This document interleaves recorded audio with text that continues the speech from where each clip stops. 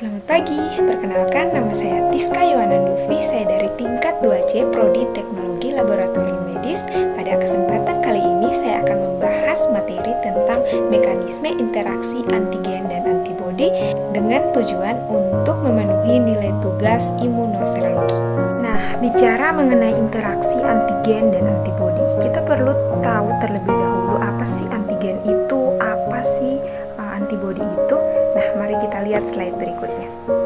Nah, jadi antigen ini adalah molekul yang bereaksi dengan antibodi atau imunosit yang biasanya disebut sebagai patogen, seperti yang biasa kita sebut tuh virus, bakteri, jamur, atau parasit. Nah, jadi secara fungsional antigen itu terbagi menjadi dua, yaitu imunogen dan hapten. Nah, imunogen ini dia adalah molekul besar dari sebuah antigen yang bersifat sebagai molekul pembawah karena dia membawa molekul kecil atau hapten dari suatu antigen. Nah, imunogen ini dia dapat dikenal oleh antibodi dan memacu pembentukan antibodi atau imunogenik.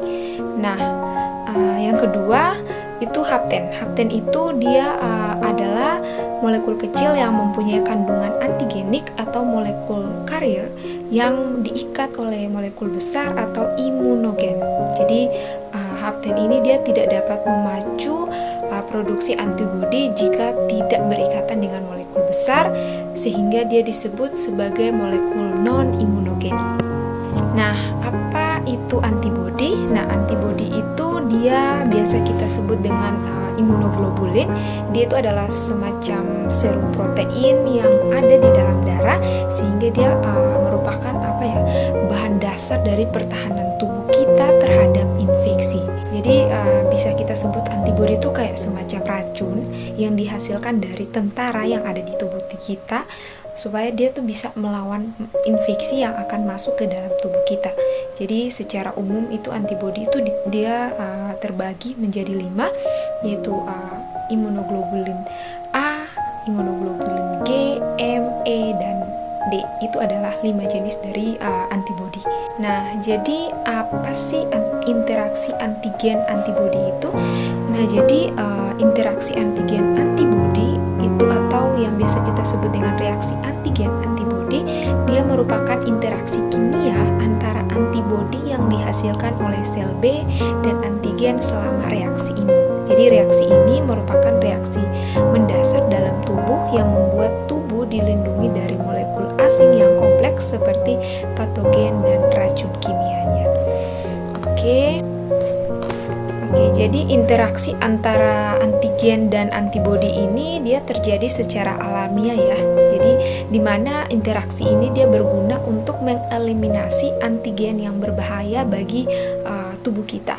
Nah, jadi interaksi ini dia juga dapat memberikan dampak penyakit, misalnya infeksi Streptococcus. Penanganannya itu akan mengakibatkan interaksi antara antigen dan antibodi, dapat menyebabkan glomerulonefritis. Jadi dalam interaksi antigen dan antibodi kita akan kenal dengan istilah seperti afinitas antibodi, yaitu kekuatan ikatan satu antibodi dan epitop atau determinan dari antigen. Jadi selanjutnya ada istilah afinitas, yaitu kekuatan ikatan antibodi dengan epitop antigen secara keseluruhan.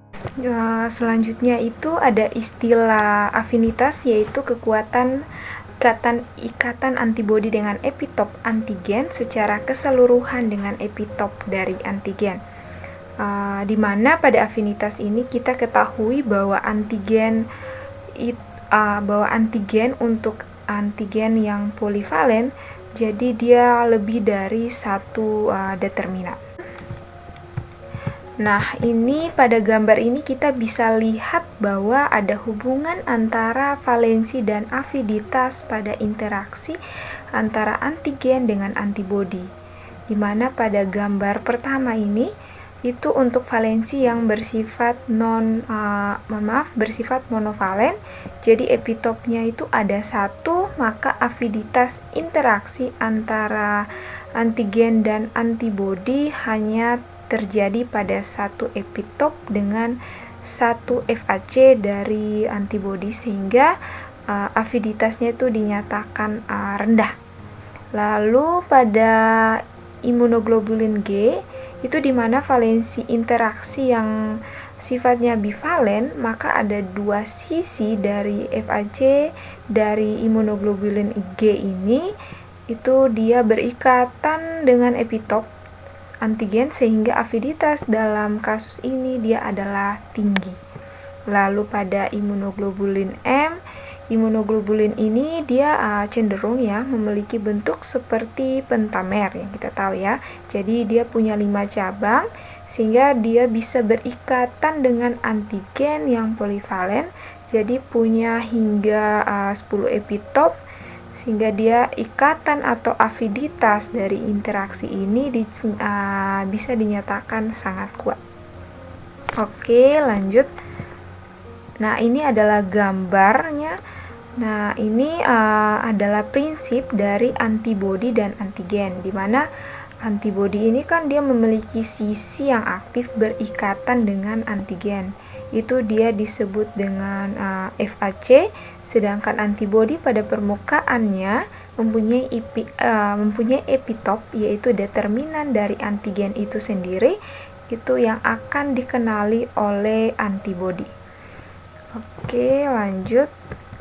Nah, ada tiga kategori interaksi antigen dan antibodi, yaitu yang pertama itu adalah interaksi tingkat primer. Nah, interaksi ini dia adalah saat kejadian awal terikatnya antigen dengan antibodi pada situs identik yang kecil bernama epitop.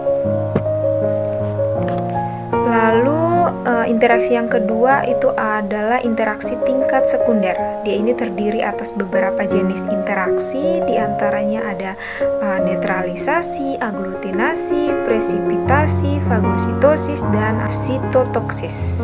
Nah, lalu interaksi yang ketiga ada interaksi tersier. Interaksi ini dia adalah munculnya tanda-tanda biologik dari interaksi antigen antibodi yang dapat berguna atau merusak bagi penderitanya.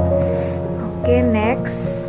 Nah, jadi yang telah kita lihat bahwa pada interaksi sekunder itu dia terdiri dari netralisasi, aglutinasi, presipitasi, fagositosis, dan sitotoksis.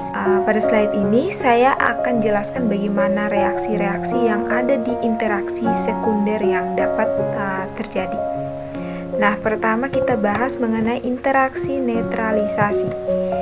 Nah, mari kita lihat gambar ini.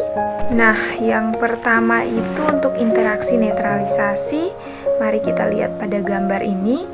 Di sini antibodi ini dia akan memblokir sisi aktif dari toksin suatu patogen sehingga patogen tidak dapat masuk dan membahayakan sel, dan proses ini dia terjadinya tuh di luar sel. Jadi sehingga hasil dari netralisasi ini dia dapat dikeluarkan lewat urin pada saat filtrasi atau dapat difagositosis oleh sel fagosit. Lalu next interaksi presipitasi. Nah, interaksi ini dia merupakan kegiatan antibodi dengan beberapa antigen terlarut sehingga membentuk suatu massa yang mengendap dalam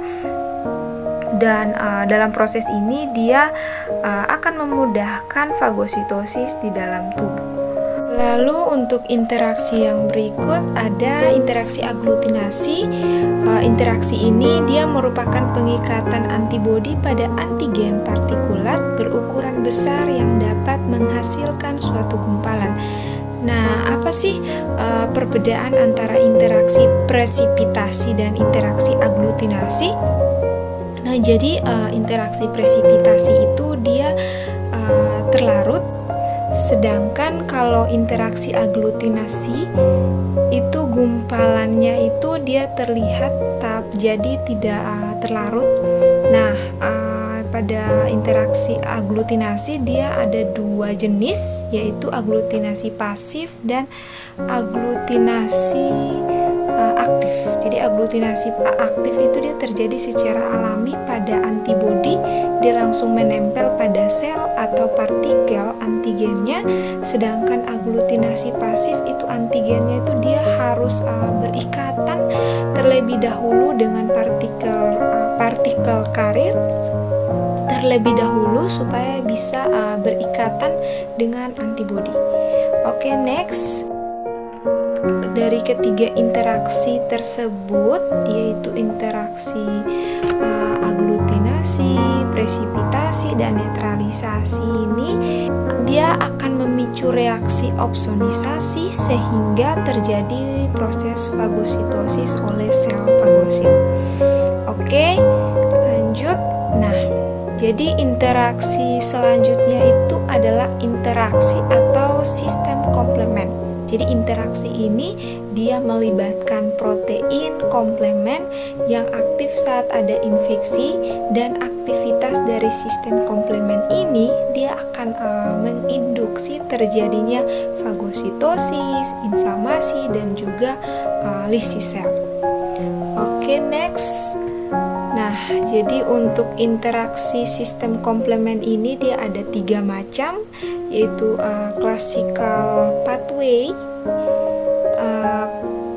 yang kedua alternatif pathway, dan yang ketiga itu lectin pathway. Jadi yang pertama classical pathway ini dia akan aktif ketika ada reaksi antara antigen dan antibodi. Lalu yang kedua untuk alternatif pathway, dia itu semacam protein komplement ini dia akan aktif ketika ada endotoksin dari sel bakteri. Lalu yang ketiga ada lectin pathway, itu dia akan aktif ketika mikroorganisme yang memiliki manosa menginfeksi tubuh. Jadi contohnya jamur mikroorganisme. Dari ketiga aktivasi ini dia akan menghasilkan fagositosis atau melisiskan sel, lalu atau kemotaksis atau respon inflamasi.